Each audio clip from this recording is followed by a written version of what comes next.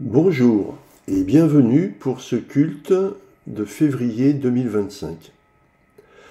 Nous allons commencer ensemble par un Père Saint, la prière des croyants. Père Saint, Dieu légitime des bons esprits, qui n'a jamais trompé ni menti, ni erré, ni hésité, par peur à venir trouver la mort dans le monde du Dieu étranger, car nous ne sommes pas du monde et le monde n'est pas de nous, donne-nous de connaître ce que tu connais et d'aimer ce que tu aimes. Amen. Le prêche que je vous propose aujourd'hui s'intitule « Les chemins vers Dieu ». La lecture du Pentateuque, équivalent de la Torah juive, nous indique les règles à suivre pour être un bon juif aux yeux de Yahvé.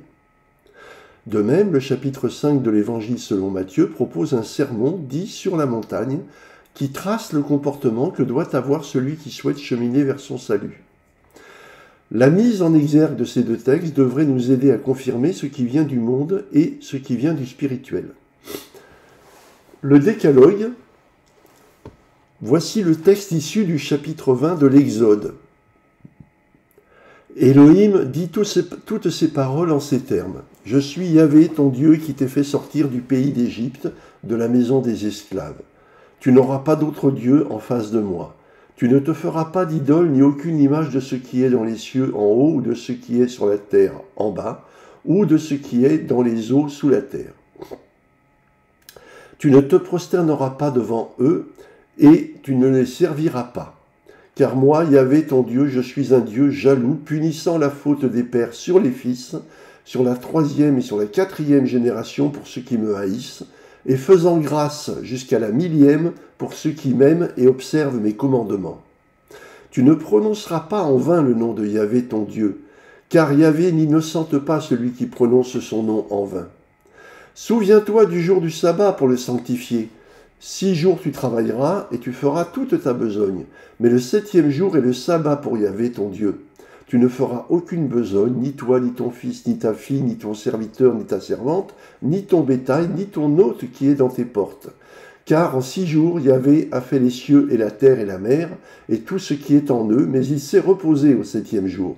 C'est pourquoi Yahvé a béni le jour du sabbat et l'a sanctifié.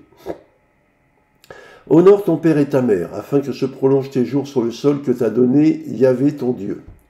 Tu ne tueras pas, tu ne commettras pas d'adultère, tu ne voleras pas, tu ne déposeras pas de faux témoignages contre ton prochain, tu ne convoiteras pas la maison de ton prochain, tu ne convoiteras pas la femme de ton prochain, ni son serviteur, ni sa servante, ni son bœuf, ni son âne, ni tout ce qui est à ton prochain. » Essayons de résumer cela un peu afin d'y retrouver les 10 commandements. Tu n'auras pas d'autre Dieu que moi, tu ne feras pas d'idole ou d'image de quoi que ce soit et tu ne les adoreras pas. Tu ne prononceras pas le nom d'Yahvé en vain, tu respecteras le sabbat, tu travailleras 6 jours, tu te reposeras le 7e.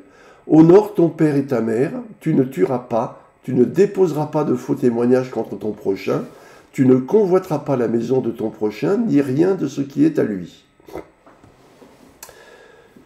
Yahvé impose sa loi d'airain aux Juifs et lui rappelle qu'il est jaloux et peut devenir méchant envers ceux qui ne respectent pas sa loi. Il interdit les conflits avec les prochains, c'est-à-dire ceux qui partagent la même foi, mais nous savons que lui-même ne se fixe pas de limites envers les Juifs et qu'il les autorise, voire les incite à la violence envers les autres humains. Nous sommes clairement dans un contexte de loi positive. Le but est d'établir une justice dont le seul étalon est Yahvé lui-même. On ne peut rejeter ce texte dans sa totalité, notamment pour les 4 derniers éléments. Ce texte ne cherche pas à mettre en avant la spiritualité. C'est un contrat qui impose des règles à suivre pour ne pas être sanctionné. En échange, les Juifs considéraient pouvoir tout attendre de Yahvé. Cela rend cette loi facile à suivre, même si elle peut sembler difficile à respecter. Le sermon sur la montagne, chapitre 5 de Matthieu. Magnifiques les pauvres par esprit, car le règne des cieux est à eux. Magnifiques les endeuillés, car on les consolera.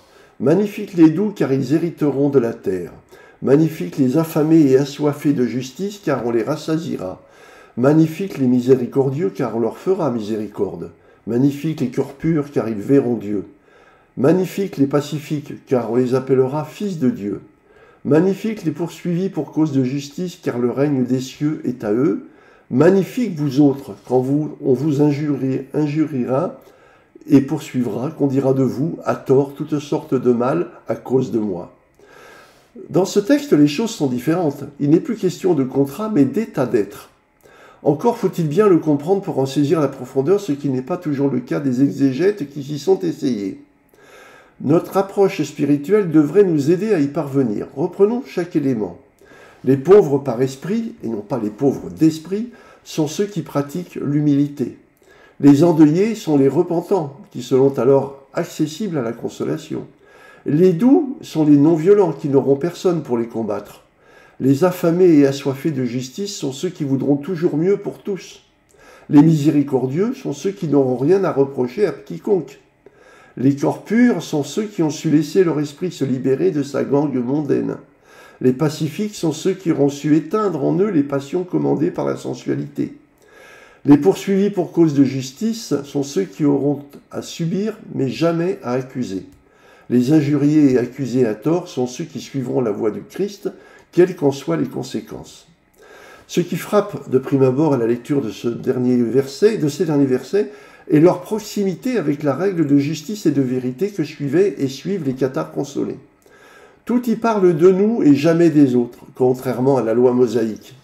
C'est en nous que nous devons régler les problèmes pour être en accord avec notre foi. C'est l'équivalent de la philosophie grecque qui n'était possible que si l'on vivait au quotidien en accord avec ses préceptes. Vous êtes le sel de la terre. Si le sel s'affadit, avec quoi le saler?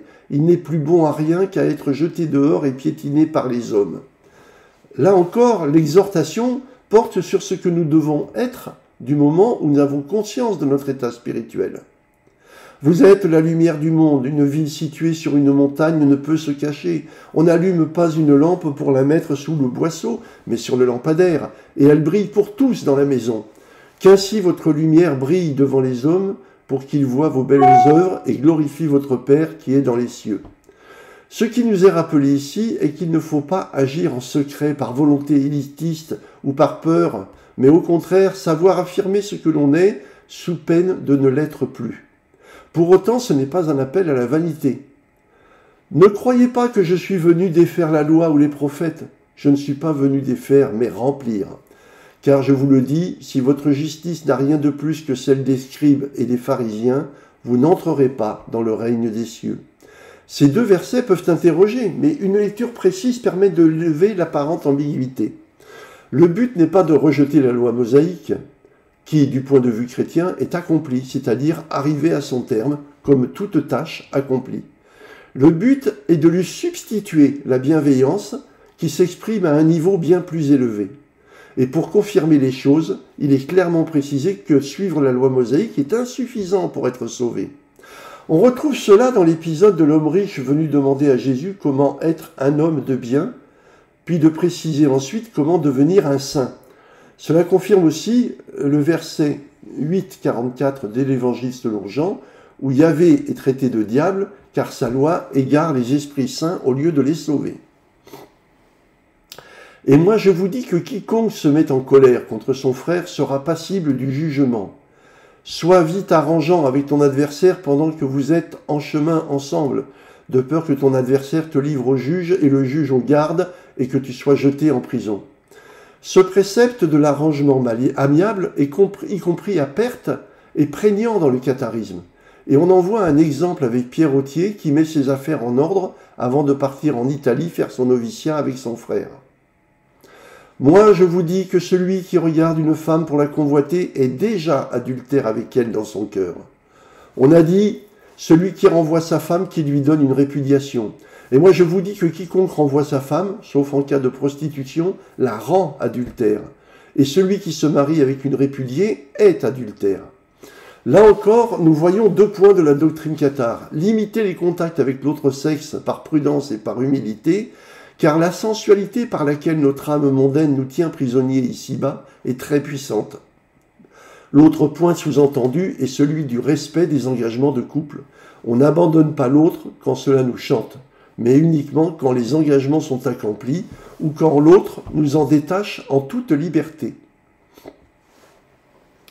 Je vous dis de ne pas jurer du tout, ni par le ciel, ni par la terre. Ne jure pas non plus par ta tête. Que votre parole soit oui, oui, non, non. Le surplus est du mauvais. Nous voyons ici pourquoi la règle cathare interdit toute forme de jugement et de serment. Qu'il s'agisse de jugement de l'autre ou de l'affirmation, c'est-à-dire de la vanité qui nous pousse à croire que nous détenons la vérité. Il conseille donc d'affirmer avec parcimonie, sans rien ajouter qui peut invalider notre témoignage. Au total, la loi de ce monde durera autant que durera le monde, car les hommes ne peuvent s'en passer, mais cela ne veut pas dire qu'elle est éternelle. Seule la bienveillance qui vient du seul Dieu sera éternelle. On ne doit donc rien retirer à la loi du monde, mais il faut lui ajouter beaucoup pour la rendre bienveillante. Je vous dis de ne pas vous opposer au mauvais. Mais quelqu'un te gifle sur la joue droite, tends lui aussi l'autre. Et celui qui vient te faire juger pour prendre ta tunique, laisse-lui aussi le manteau. Quiconque te requiert pour 1 000, fais-en 2 avec lui. Donne à qui te demande, et si on veut t'emprunter, ne te détourne pas. Contrairement à la loi mosaïque, qui prône une réponse adaptée à la violence reçue, la bienveillance prône le bien en réponse au mal. Vous avez entendu qu'on a dit « Tu aimeras ton proche et détesteras ton ennemi ». Et moi je vous dis « Aimez vos ennemis, priez pour ceux qui vous poursuivent ». Enfin vient le dernier point de l'enseignement. La bienveillance n'est pas une monnaie ou un objet d'échange. C'est un don gratuit qui ne se fixe aucune borne. Le Dieu des Juifs n'est donc pas parfait, puisqu'il pousse l'homme à préférer son proche à son ennemi. S'il n'est pas parfait, il n'est pas Dieu. Ce n'est donc pas lui que nous devons suivre, mais celui que Christ nous donne à connaître et à imiter. J'espère vous avoir montré combien il est inadapté de lier l'Ancien et le Nouveau Testament, car ce qu'ils contiennent ne parle pas de la même entité spirituelle. Celle de la loi mosaïque, qui n'est que le diable se faisant passer pour Dieu, et le principe du bien, qui est le seul vrai Dieu, qui ne prône que la bienveillance absolue envers la part de son émanation, momentanément tombée sous le pouvoir du mal. Je vais maintenant prononcer le pater, seul, comme il est de règle dans le catharisme. Père Tout-Puissant, principe des esprits saints, ta volonté agit sur tout le bien. Ton Saint-Esprit nous guide comme il te plaît pour que ta grâce puisse nous être accordée. Donne-nous chaque jour la nourriture que ta parole et ton amour procurent. Remets-nous nos fautes et nos manquements comme pour ton frère nous en faisons autant, et soutiens-nous dans les difficultés afin de nous délivrer du mauvais. Amen. Je vous remercie de votre attention, je vous souhaite de bien réfléchir à tout cela. Dans une semaine, vous aurez le texte disponible sur le site afin de vous imprégner de ce que j'ai essayé de vous transmettre. Merci beaucoup, au revoir et au mois prochain.